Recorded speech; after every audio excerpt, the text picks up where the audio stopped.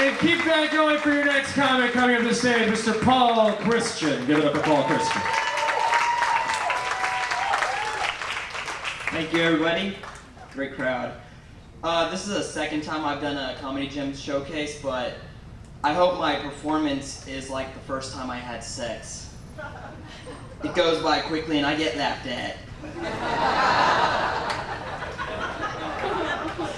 I got a friend, he's a real bad alcoholic.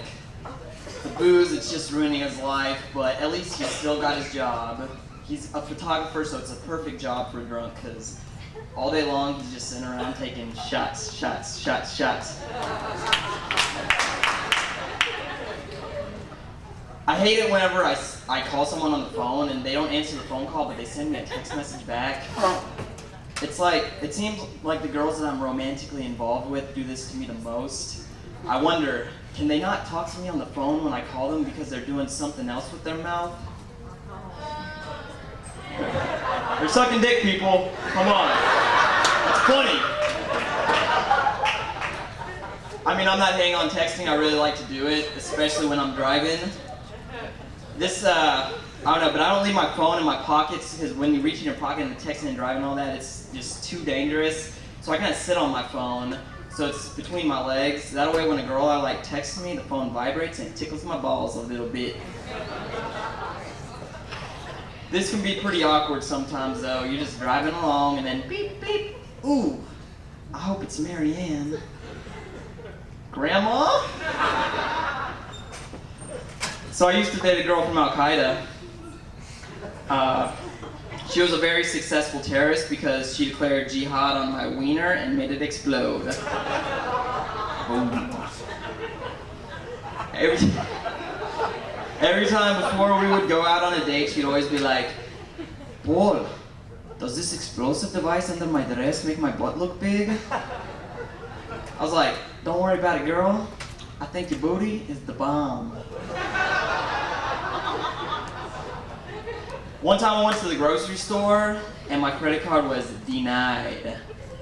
It was, I don't know if this has ever happened to you, it was pretty embarrassing. The cashier was like, sir, you're gonna have to return all the tissue and lotion.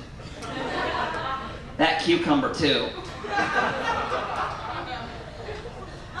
One time my credit card got denied on a date. This was even worse. The girl, she wouldn't even have sex with me. She just assumed that since I couldn't pay for dinner that I wouldn't be able to afford her rate. It was her loss though. I had plenty of cocaine back at the apartment. If you couldn't tell from the credit card store, I've been a little broke these days. So broke I can't afford to fix the air conditioning in my car. And in Texas it gets really hot. You know, my ass, it sweats so much I had to install bucket seats. Then the cops, I gotta drive around with no shirt on because it's so hot. The cops, they're always messing with me, pulling around because they see me with no shirt on with a shitty ass truck. They think I'm some kind of meth head from the trailer park up to no good. That's unless I've been at the beach. Then they just think I'm an illegal Mexican.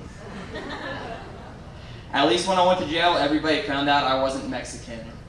Just as soon as one of the friendlier inmates pulled my pants down, everybody saw my tan lines. I'm not Mexican, I'm half Puerto Rican on my mother's side. My mother's very proud of being Puerto Rican. So proud that one time I grew out a little mustache and she was like, oh no, my son, a Mexicano. It's rough being a Puerto Rican in Texas, I tell you what. The only other Latinos in the state are the Mexicans, and they don't like Puerto Ricans. They're always discriminating against us. Like, for example, the Mexican guy at the convenience store close to where I live, he didn't sell me beer until I was 16. What an asshole. He was just mad because my rooster beat his rooster in the cockfight. But it was bound to happen. My cock was bigger than his cock. Thank you very much, people. You've been a great audience. I'm Paul Christian. Give it up for Paul Christian.